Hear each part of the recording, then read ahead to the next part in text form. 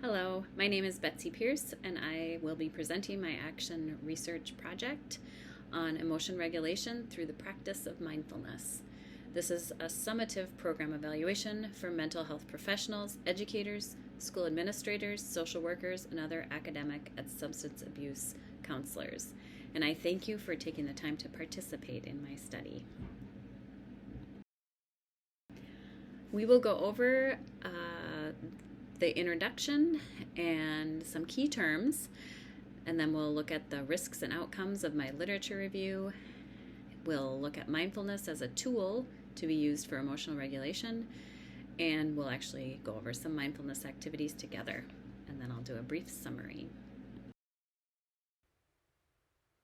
It may or may not be surprising to you that almost half of high school seniors report experimenting with an illicit drug other than alcohol or tobacco during their short lifetimes. However, alcohol is the drug that is most commonly abused among that population. It is a pretty significant problem because it can interfere with healthy brain development.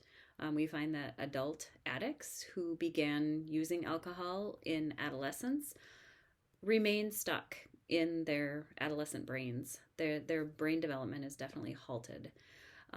We also see increased problematic behaviors like drunk driving and non-consensual and unsafe sex, both of which can be either lethal or have legal ramifications. And it also increases health risks. A quarter of all adults who have been diagnosed with mental health disorders also have substance abuse disorders. That statistic is, for substance abuse counselors, not surprising because they see clients all the time who have horrible anxiety, horrible depression, and they mask those symptoms by using the drug of their choice. And then we find also that a contributing factor for substance abuse is experiencing trauma during childhood or chronic stress exposure. Both of these contribute to emotional dysregulation and the inability to cope with traumatic pasts or stressors that they have experienced in their lifetime.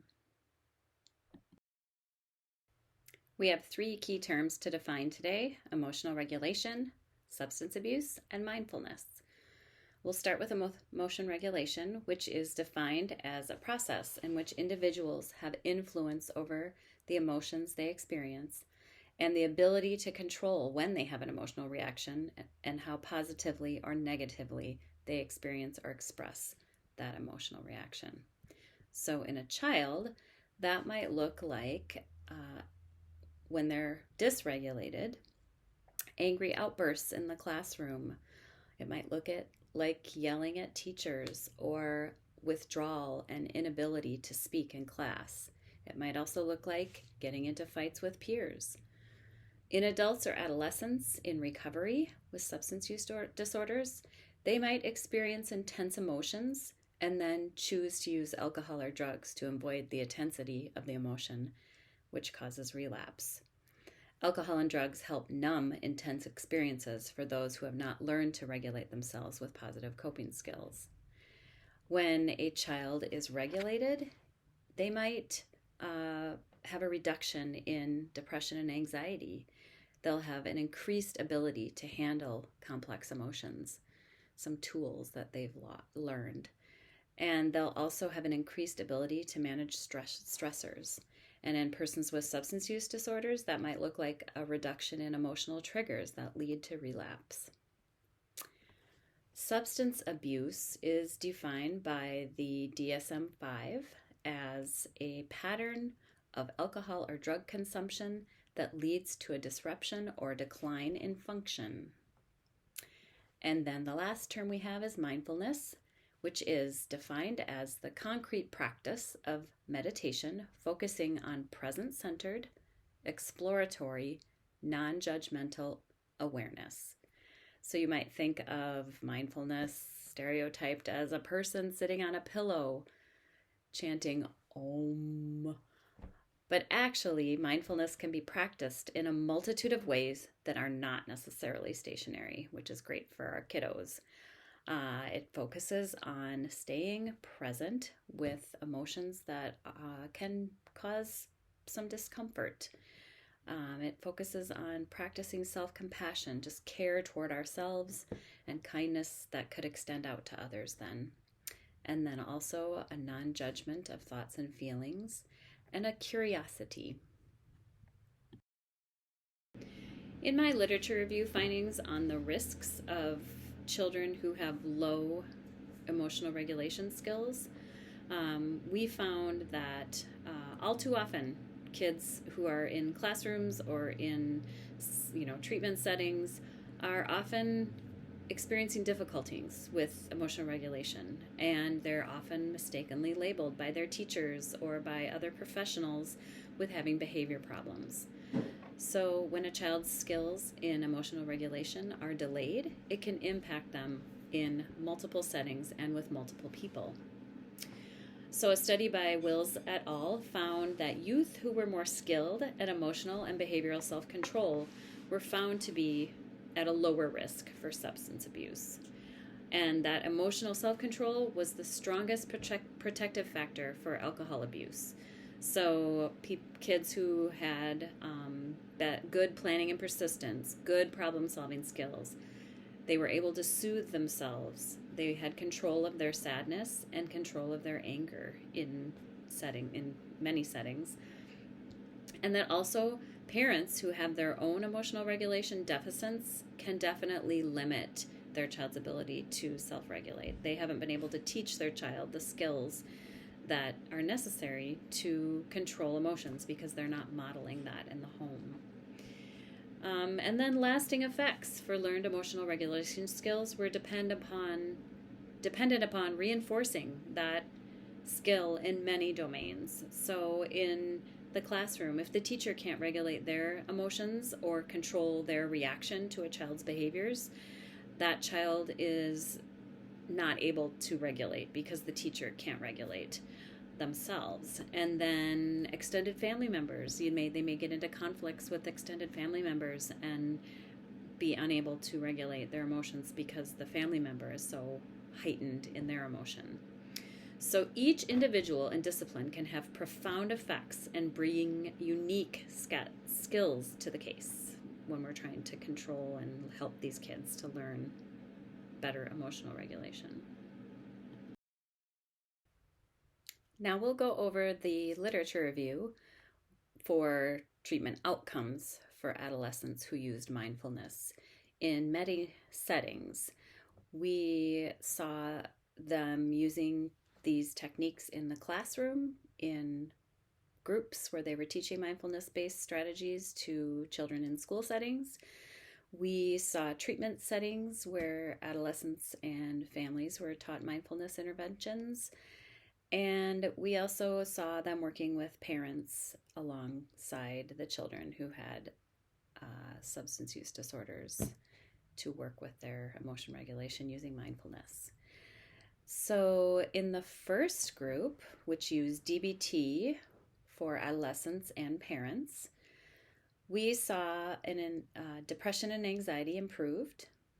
We saw that their emotional response was improved, as well as having an increased ability to understand and respond to personal dysregulation.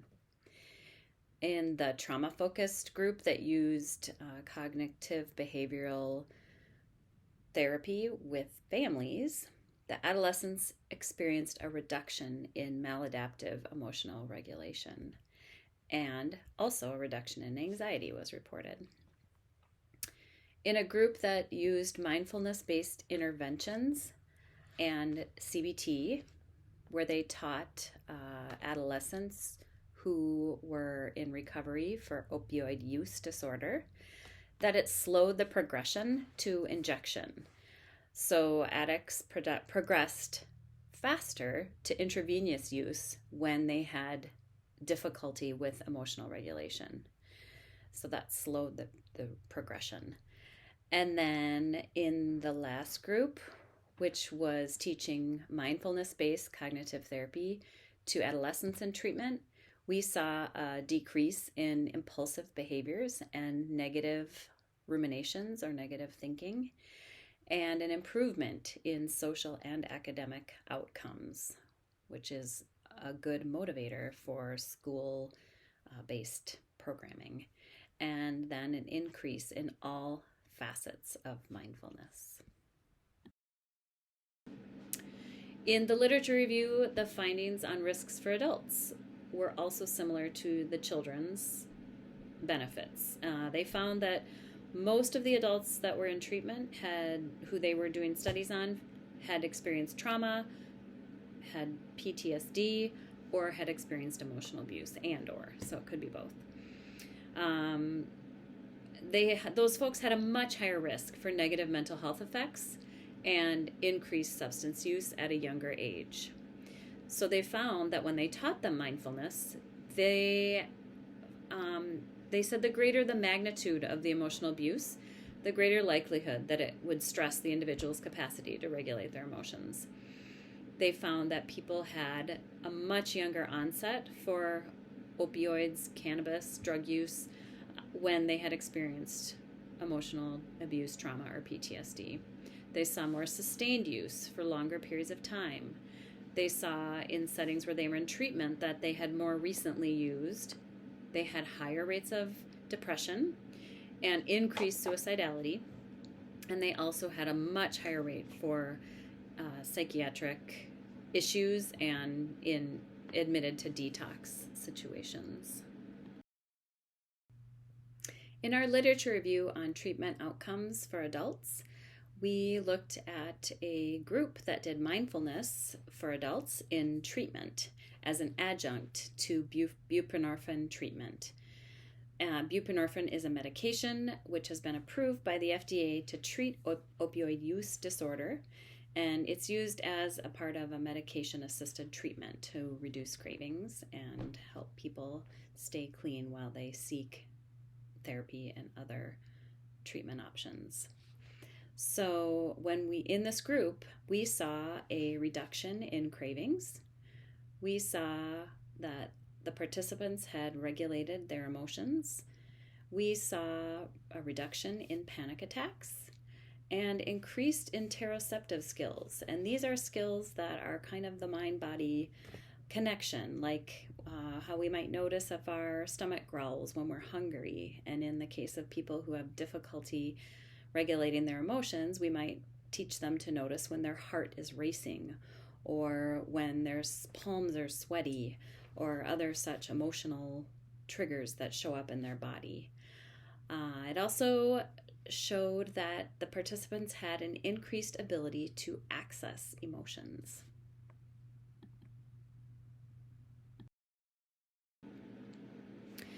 So there are lots of different mindfulness activities that can be used to address emotional regulation. And we'll just look at a few of them here. One of them is present-centered awareness. So that's where we're asking people when we teach them to pay attention to sensations, to smells, to tastes, to sounds, to objects, so that they are really grounded in the present moment. People who have experienced addiction are really good at escaping reality with substances, and they are trying to avoid stressors and anxiety that come from living daily life. They never have been taught how to deal with life by just tolerating it. They excel at not being in the present. So when we teach learning to be present to addicts, it helps them cope with reality and how it actually is, rather than how they have perceived it through the haze of addiction. Another technique that's used is the focus on breath. So individuals are asked to notice the sensations of breath entering and exiting their body, and that a longer exhale can actually help calm their central nervous system. And that's one that we typically think of when we think of meditation, is the breath work. We also help people to recognize thoughts. negative thoughts are something that can be very disruptive to people in treatment. So the participants are taught to practice choosing not to believe their thoughts, not to believe everything they think. And they might notice how their thoughts lead to feelings and beliefs, and that those thoughts and feelings may not be based in reality. And that's kind of the theory behind cognitive behavioral work, is that we're trying to work with thoughts, feelings, and behaviors. And this can really empower individuals to let go of those thoughts that cause them harm, and that can aid in their recovery. So circle of compassion is something that we try to extend outward, but also help people extend that compassion to themselves. It can reap a number of benefits, which are evident by lowered levels of anxiety and depression. It helps people recognize that when they're suffering and they are kind to themselves, that can reduce their anxiety. Instead of just really beating themselves up, they're really starting to learn to be more gentle with themselves. And that can really improve their ability to have healthy, positive relationships. And that can be with adults or children. That anybody who's hard on themselves tends to have a hard time with self-image, self-compassion, self-care. Stillness, that's another thing that's difficult for addicts. It's very difficult for children. Learning to be still and in the moment helps people figure out who they are, what they value.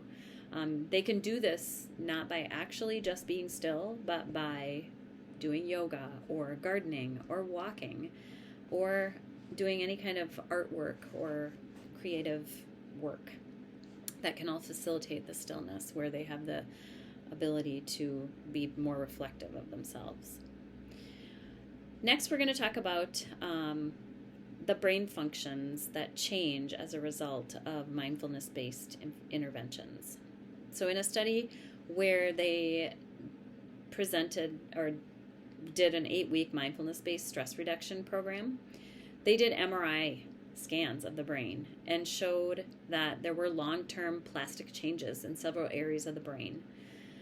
The first one that they saw was that the gray matter density in the hippocampus, which is responsible for learning and memory, it changed.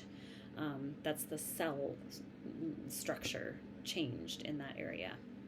They found there were plastic changes in the brainstem that were correlated with major psychological well-being. The amygdala, which is the brain's alarm center for stress, showed decreased activation in those scans. And then there were other changes in regions of the brain responsible for emotional reactivity. There was also changes in the physical body sensation, or the brain areas responsible for awareness of the physical body and for mood and perspective taking and memory. So lots of things began to change and shift during that 8-week mindfulness course. I'm going to take you through a couple mindfulness activities. The first one is for adolescents. It could be used for adults, but it uses movement, which is helpful for kiddos who don't like to sit still. This exercise is about paying attention to how your body moves as you walk slowly. So, if everybody would like to stand up, I will remain seated and talk you through this exercise. To start, pick up one foot and take a step forward in slow motion. Pay attention to how your muscles support you as your body naturally rights itself to keep your balance. Now begin walking in slow motion, moving forward step by step. Notice how your arms and legs and feet move. Do your arms swing? Do your legs want to go faster? Slow that instinct by taking a deep breath. Exhale slowly. Pay attention to how your knees bend and straighten as you lift one foot and then the other, nice and slow. Feel your feet on the ground. Notice where the first part of your foot touches the ground as you take your next step. Is the ground uneven? Is it soft? Or is it firm? Breathe in and breathe out in time with your steps.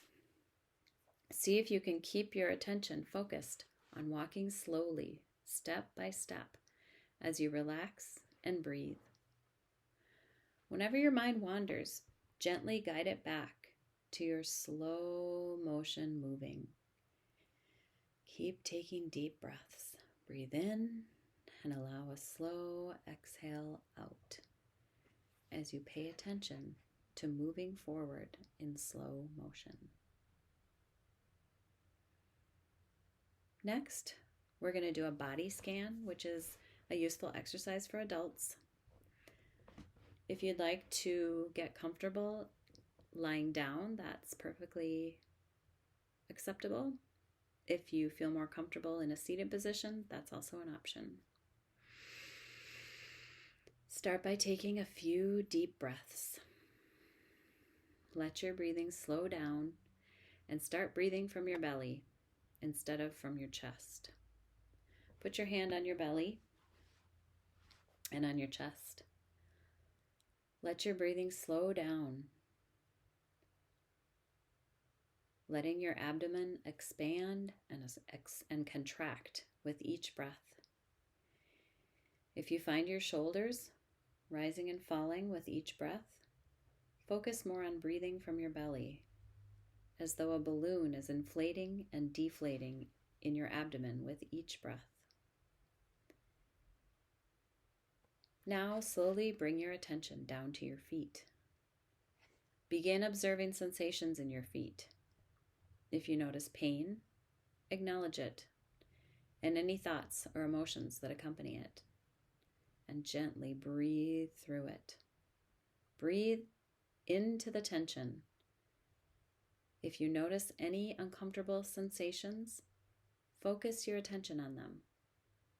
Breathe into them and see what happens. Visualize the tension leaving your body through your breath and evaporating into the air. Move on when you feel ready. Continue this practice with each area of your body, gradually moving up through your feet until you reach the top of your head. Notice how you feel and where you're holding your stress. If there's any tightness, pain, or pressure, continue to breathe into any tightness, pain, or pressure you're feeling. This can help you relieve tension in your body and be more aware of it in the future so you can release it anytime.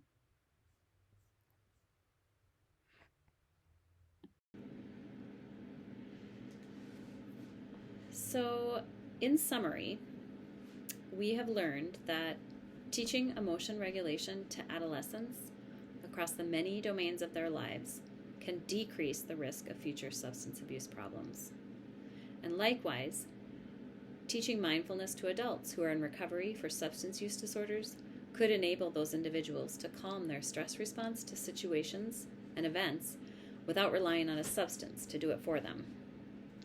When individuals are taught to manage negative emotions by using positive coping skills like mindfulness, breath work, and working with their thought processes, they feel like they have the tools to retrain their reactions and they can better manage their emotional world.